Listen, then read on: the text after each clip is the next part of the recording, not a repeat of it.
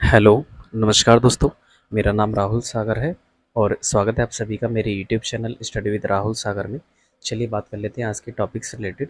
आप सभी को पता होगा कि मैंने केवीएस पीआरटी इंटरव्यू की प्रिपरेशन के लिए एक सीरीज़ चला रखी है, जिसमें मैं काफ़ी सारी चीज़ों को लेकर के बात करता हूँ। ठीक है, तो काफ़ी सारी चीज़ों को लेकर के मैं पहले भी वीडियो बना चुका हूँ, लेकिन आज मैं जिस केवीएस पीआरटी इंटरव्यू से जुड़े हुए क्वेश्चन की बात करने जा रहा हूँ, वो मैंने कुछ 3 क्वेश्चंस लिए हैं जिनके बारे में बहुत ही अच्छे से बताऊंगा। ठीक है, जिस तरीके से मैंने आपको पहली वीडियोस में जो इन्फॉर्मेशन प्रोवाइड कराई है, उसी तरीके से इन क्वेश्चंस के बारे में भी एक बहुत ही सटीक आंसर आपके लिए तैयार किया हुआ है। ठीक है दोस्तों, तो पहला क्वेश्चन क्या है हमारा?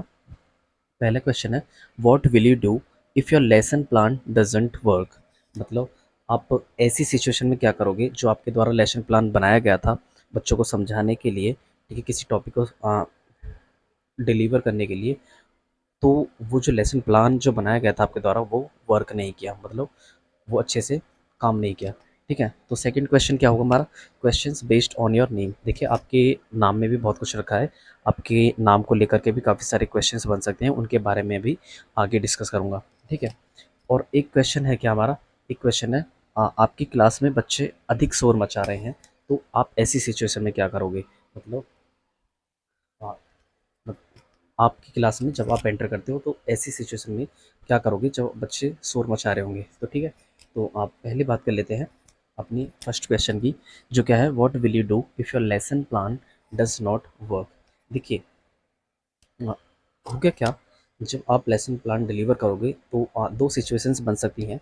एक तो आ, ये पहले वाले क्वेश्चंस के ऊपर हम बात कर रहे हैं। दो सिचुएशंस बन सकती हैं कि आपका आपके द्वारा जो बनाया गया लेसन प्लान था वो एक या दो बच्चों पर वर्क नहीं किया, या फिर हो सकता है जो टॉपिक आपने डिलीवर किया था वो ज़्यादातर बच्चों को समझ ही नहीं आया है। देखिए, अगर ऐसा होता है कि आपका जो लेसन प्लान है, जो आप चीज़ डिलीवर कर रहे थे, जो टॉपिक को आप समझा रहे थे, अगर वो टॉपिक एक या दो बच्चे की समझ के परे है, तो ऐसी सिचुएशन में क्या कर सकते हो, आप उनको आप अलग से रेमेडियल टीचिंग दे सकते हो।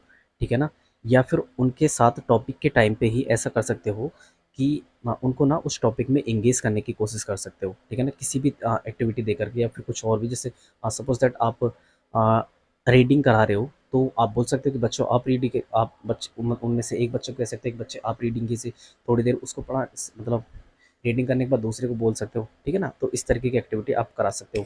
लेकिन अगर ऐसी सिचुएशन में क्या करोगे जब आपका वर्क पूरी क्लास या फिर अधिकतर बच्चों पर वर्क नहीं करे, ठीक है ना, वो टॉपिक जो डिलीवर कर रहे थे आप, उसको काफ़ी ज़्यादातर बच्चों में समझ ही नहीं आया, तो ऐसी स्थिति में क्या करोगे?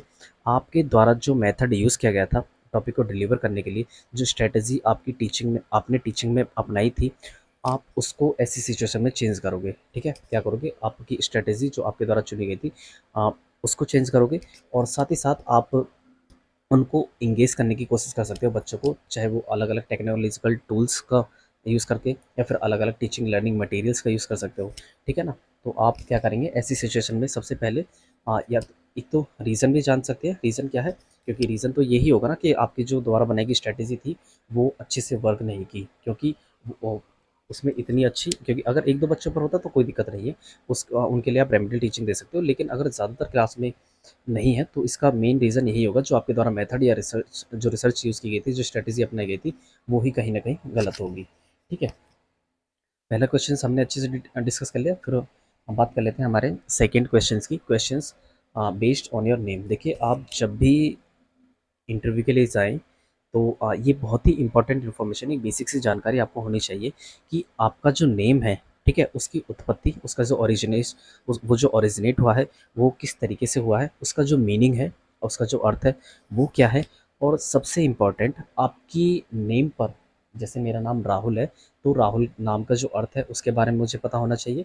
ठीक है? और वहीं पर बात करूँ, तो मेरे नाम पर जो फ़ेमस पर्सनैलिटीज़ हैं, 1-2 पर्सनैलिटी के बारे में मुझे थोड़ी-सी इन्फॉर्मेशन कलेक्ट करनी है, और उनको अगर वहाँ से पूछे जाए इंटरव्यू पैनल के द्वारा मुझसे, अगर मेरे नाम पर जो फ़ेमस पर्सनैलिटी हैं उनके बारे में कुछ पूछा जाए, तो उनके बारे में मुझे थोड़ी-सी इन्फॉर्मेशन कलेक्ट करके उनके सामने रख देनी है। जैसे मेरा नाम राहुल है, तो मुझे 3-4 फ़ेमस पर्सनैलिटी के नाम याद हैं, जैसे राहुल गांधी जी जो पॉलिटिशियन हैं, ठीक है? और सेकंड, मुझसे पूछा जा सकता है उनके बारे में क्वेश्चन, अगर जो ट्रेंडिंग पे चल रहे हो तो वो 100% पूछा जाएगा, मतलब करंट का अगर कोई इशू है इन नामों से जुड़ा हुआ तो वो पूछा जा सकता है। ठीक, सेकंड नाम है हमारा जो आई थिंक क्रिकेट, हमारी जो इंडियन क्रिकेट टीम है उसके कैप्टन राहुल राहुल जी, मतलब क्या राहुल द्रविड़ जी, वो।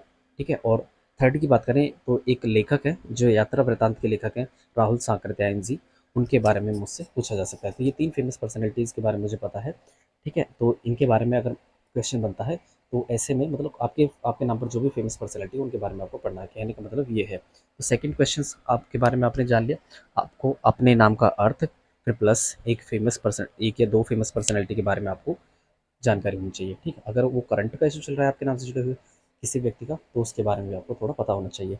सेकंड मतलब जो अनदर क्वेश्चन है आपका, आपकी क्लास में जब आप एंटर करते हैं बच्चे, तो आप पाते हैं कि जो बच्चे हैं वो शोर मचा रहे हैं और अलग अलग एक्टिविटीज़ में वो लगे हुए हैं, मतलब शोर मचा रहे हैं, कहने का मतलब ये है। ठीक है, तो ऐसी सिचुएशन में क्या कर सकते हो आप, उनका जो ध्यान है, आप उनका जो अटेंशन है वो आप अपनी ओर आकर्षित करने की कोशिश कर सकते हैं।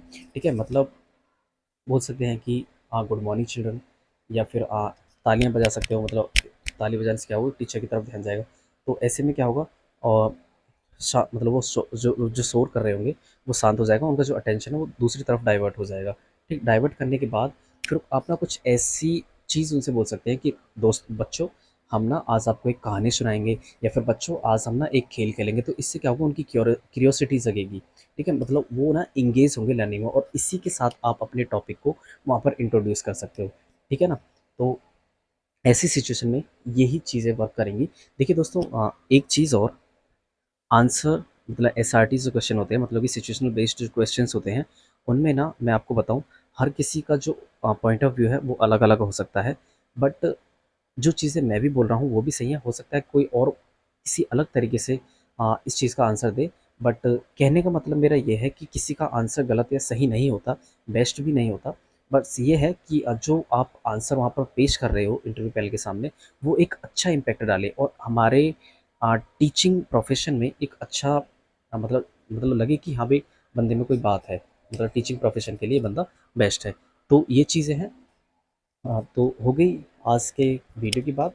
तो यही थी हमारे आज की छोटी सी इन्फॉर्मेशन थी, और अगर इसी तरीके की आप वीडियोस एसआरटी क्वेश्चंस पर बेस्ड देखना चाहते हो तो काफ़ी सारे वीडियोस हैं, मैंने 6-7 वीडियो पहले भी बना चुका हूँ, उनको आप वहाँ पर देख सकते हैं मेरे channel study with Rahul Sagar में।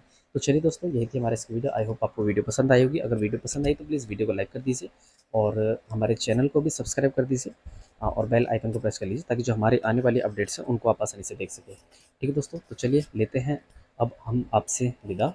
Thanks and thanks for watching.